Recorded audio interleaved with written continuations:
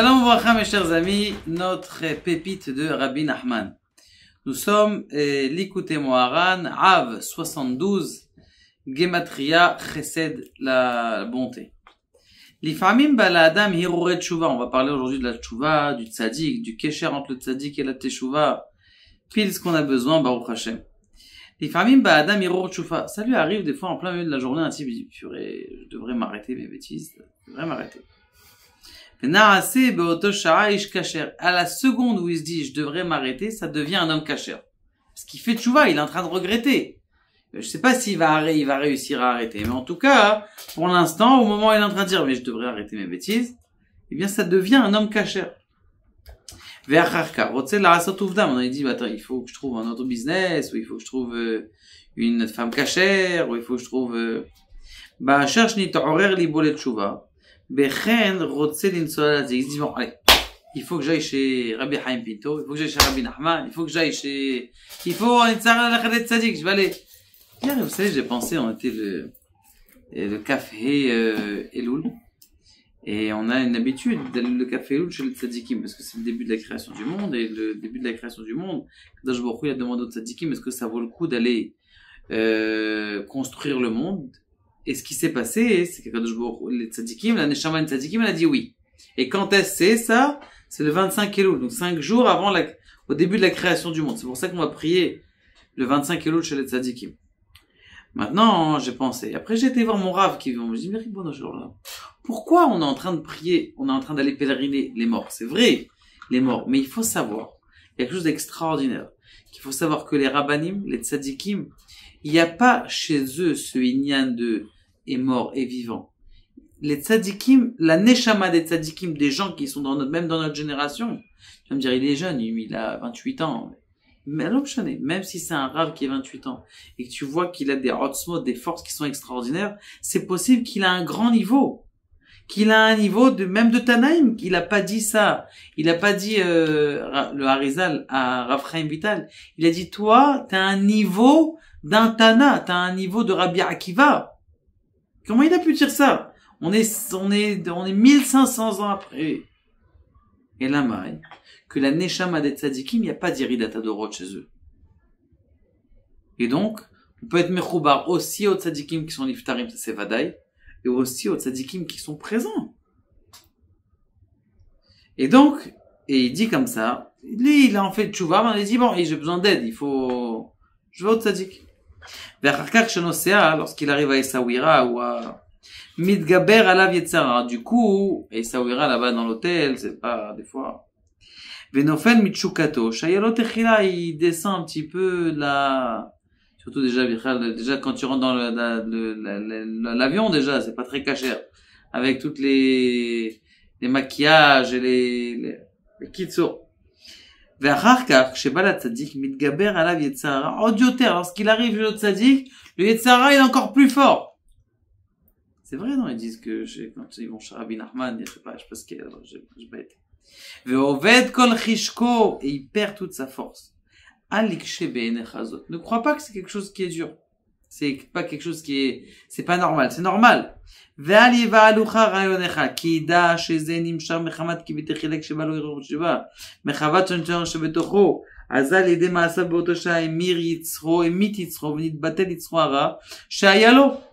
Parce que au début, quand il était au travail, il se dit, il faut que je fasse tchouva, il a tué son Yetzara, il est mort.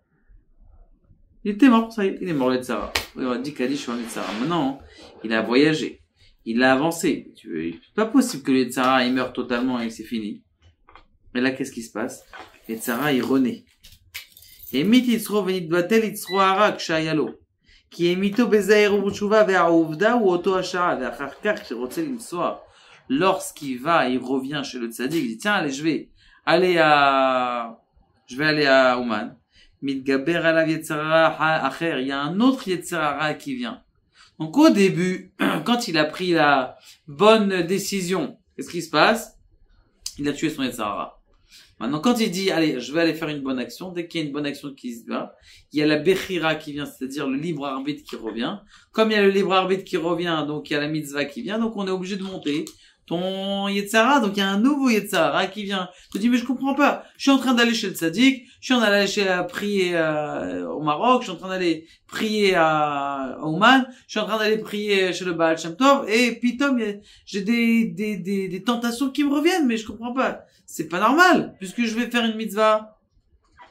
מתגבר עליו יצא כי הכל גדול מחברו יצרו גדול ממנו סוכה נ"ב. Il y avait Abaye qui était derrière un petit jeune couple. C'était pas un jeune couple, c'était un petit garçon comme ça.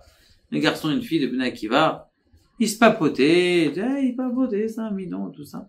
Il a dit cela, ils vont arriver à une auberge, ça va être une catastrophe. Ils arrivent à l'auberge, rien ne se passe. Puis il dort dans le lit d'en bas, elle dort dans le lit d'en haut. Qu'est-ce qui se passe? Dis-moi, si j'étais là-bas, si j'étais dans la chambre avec eux, j'aurais pas de doute, j'aurais fait quelque chose. Alors il retourne chez son Rav, il dit, mais Rav, j'ai un problème. Regarde ces deux petits jeunes là de Bnei Akiva. Ils sont toute l'entre en train de se parler, c'est interdit, c'est vrai. D'accord? Mais ils ont rien fait du tout. Je les ai vus dans la chambre, je regardais, je suis resté pendant 10 heures dans la chambre, ils ont pas bronché, il a monté en haut dans le lit, l'autre, il s'est rien passé. Moi, j'étais là-bas, mais je te dis pas ce qui se serait passé. Elle dit non, t'inquiète pas. Kol agadol mechavero. Tout celui qui est plus grand que son ami. Yitzro gadol mimenu son yetzarara. Son yetzarara, il est aussi plus grand. Donc toi, t'avais un yetzarara de qui? De grand Rav. Donc ça veut dire que t'as un grand yetzarara. Donc dès qu'on te donne une avera et qu'elle est ouverte, c'est un gros yetzarara, c'est pas une petite avera. Donc c'est pour ça que quand tu te renforces, tu vas chez le tzaddik, ou tu vas faire une mitzvah, qu'est-ce qui se passe sur la route? T'es obligé d'avoir un gros yetzarara, parce que t'es en train de faire une grosse mitzvah. ויש לו עתה יצרה גדול ממה שהיה לו בתחילה, אם כן, אינו מתחזק נגדו, אז מתגבר עליו, זה יצרה חדש ונופל מתשוקתו שלו, c'est pour ça qu'il perd malheureusement son enthousiasme. כי צריך התגברות חדש ביותר. Qu'est-ce qu'il faut faire maintenant? Une autre התגברות, c'est de redonner le paquet. Non, je vais me tenir. נגד יצרה חדש שבלו כנ"ל. Donc ça, c'est le inyan. Maintenant, quand on fait se battre contre un yetzara comme ça, il le dit après de façon remèze, mais je vous le dis en une seconde parce que je veux pas faire des vidéos trop longues. C'est la emuna pshuta. La emuna pshuta, ça veut dire quoi la emuna pshuta? C'est de se sauver. C'est dire, ani ma'amin b'emunat Hashem, zéou. Emuna pshuta, une emuna qui est inébranlable. Et pas commencer à réfléchir, est-ce que je pourrais? C'est quelque chose qui doit être pashut, emuna pshuta, se sauver.